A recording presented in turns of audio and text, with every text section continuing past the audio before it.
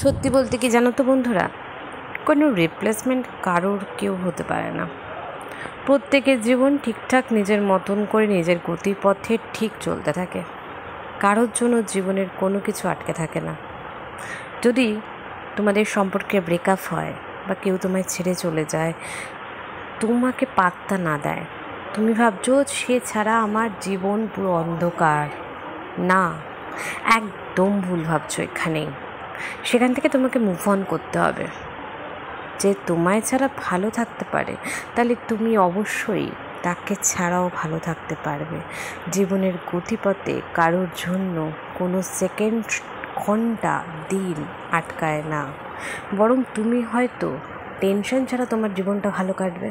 হয়তো তোমার জন্য কোনো ভালো কিছু অপেক্ষা করছে, যার কাছ থেকে তুমি তিতিক্ষা পেয়েছো, অবহেলা পেয়েছো, কাঙ্ক্ষিত পেয়েছো।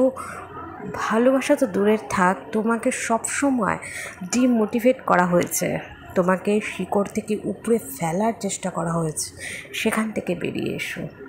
অযাচিতভাবে কোনো সম্পর্ক কোনো রকমভাবেই টেকে না, আর জোর করেই নয়। আর যে যেতে চায় তাকে যেতে দাও, তাকে যেতে দেওয়াই ভালো।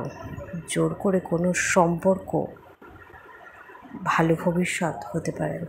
অবশ্যই জানিও বন্ধুরা আমার কথাটি কেমন লাগলো। সঙ্গে থেকো প্রত্যেকে। প্লিজ সাবস্ক্রাইব মাই চ্যানেল কণ্ঠে সৌমি চক্রবর্তী।